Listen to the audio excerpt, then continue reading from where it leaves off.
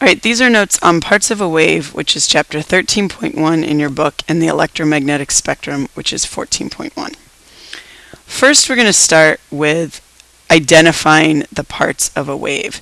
So the crest of a wave is the top of the wave. So we have 1, 2, 3, 4, 5, 6 crests in here, and can move the word crest down here. The trough of the wave then is the bottom of the wave. So here's a trough, and again we have 1, 2, 3, 4, 5, 6 troughs. The wavelength then, as we talked about the other day, is either the distance between, say, crest and crest, or trough and trough, or from one midpoint to the same part on the next wavelength, or it could even be from here to there. Anything that is one full cycle of a wave. So if we take this for example, we would trace the wave, and as you can see, that's one, oops, that went a little too far, one full cycle of that wave. And all of those distances are the same, so it doesn't matter where you measure from, as long as you're measuring to the same part on the next cycle. And then the amplitude is from what is called the midpoint, or some resources will call it the rest position of the wave, either to the crest or the midpoint to the trough. And as you can see, those again are the same distance, and so it doesn't matter which one you choose. And so those are the 4 basic parts of a wave. So, looking at this wave, how many wavelengths, crests, and troughs are there? So we've already said that there are 6 crests and 6 troughs. But how many wavelengths are there? So go ahead and pause and figure that out. And so you should have found that there are 6 wavelengths. 6 crests, 6 troughs, 1 crest and trough per wavelength, 6 wavelengths. The next concept we're going to look at is a way to measure waves. So we're going to look at what's called the frequency of the wave and the period of the wave, and this is still 13.1 in your book. The frequency is the number of waves per second, and the unit is the hertz, or you could say waves per second, or some people just say seconds to the -1 or 1 over seconds. We're going to call it the hertz, but I'll show you why that seconds is important.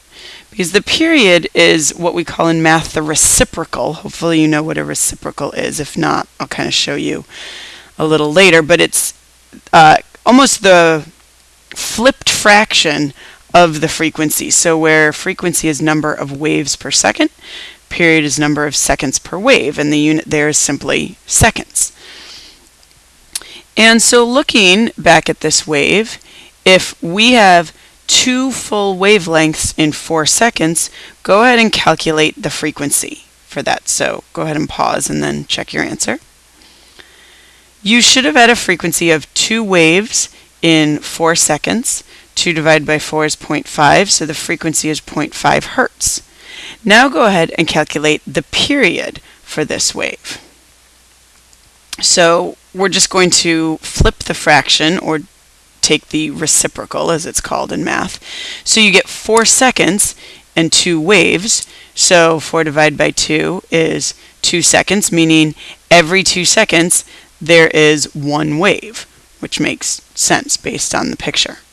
So you can see that 2 is the reciprocal of 0.5. If we remember that 0.5 is 1/2, then 2 over 1, if you flip that, you get 1 over 2. So whatever the frequency is, the period is the reciprocal, and vice versa. Now we're going to look at the electromagnetic spectrum, and that's section 14.1 in your book. And as we talked about earlier, electromagnetic energy is energy that travels in waves through space. And traveling through space is called radiation. We'll look at that a little more later. But that means all electromagnetic energy is electromagnetic radiation. That doesn't mean that it's harmful or radioactive or anything like that. That simply means it's energy that travels through space. So there's a lot of energy, there's a lot of information on this picture that I'm giving you here, there are a couple things I want you to pay attention to. I want you to pay attention to the order of energy from low energy down here to high energy up there. So we have radio waves, microwaves, infrared waves, visible, ultraviolet, X-ray, and then gamma rays. I want you to pay attention to the relationship among wavelength. So down here we have longer wavelength. Up here we have shorter wavelength. One thing I do want to say is that this picture came from a British site, which is why things like meter is spelled R-E instead of E-R. The other thing I want you to pay attention to is the frequency. Noticing that down here we have lower frequency, meaning fewer waves per second. Up here we have higher frequency, meaning more waves per second.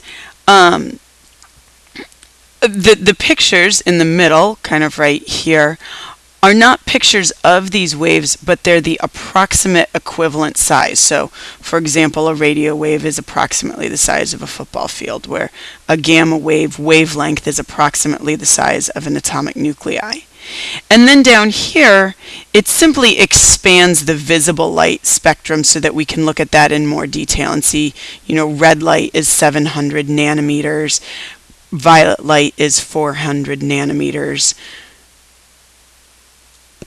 A nanometer being a billionth of a meter. So you know that a millimeter is a thousandth, a micrometer is a millionth, and so a nanometer is a billionth of a meter.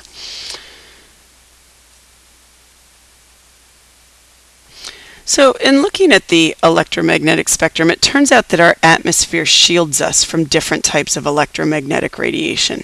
And this is important because, as we learned earlier this year when we did the ultraviolet light lab, ultraviolet light is harmful to us.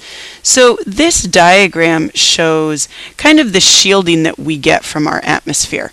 So down here, there's no shielding, which means a lot of radio waves and some microwaves get through our atmosphere and get down to the surface of the Earth where we are. All of these waves come from our sun and other stars through space towards our Earth. But then here, in a lot of the microwave band, we're shielded. Those don't get through our atmosphere.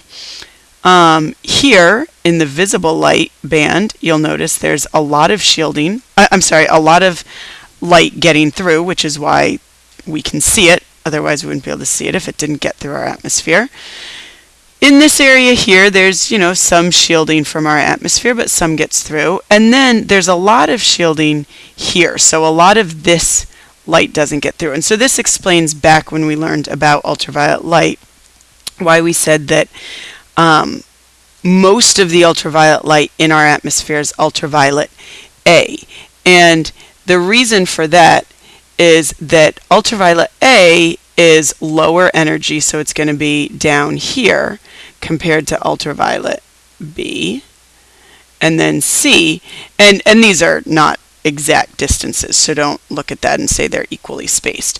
But that's why 95% of the ultraviolet light in our atmosphere is A and only 5% is B, and none of it is C because our atmosphere has shielded us. And that's good because we call this kind of radiation down here ionizing radiation. And we haven't learned about what it means to be an ion or anything like that. We'll look at that later this year when we study chemistry, but one thing to note is that ionizing radiation is harmful to us, so it's good that our atmosphere shields us from that radiation. And you can see some examples of that radiation along the pictures on the bottom. So nuclear power is from gamma waves. Here are some X-rays. Down here we have a microwave oven, which is in the microwave range, and that's why it's called a microwave. If you have any questions, please make sure you add them to the questions section of YouTube.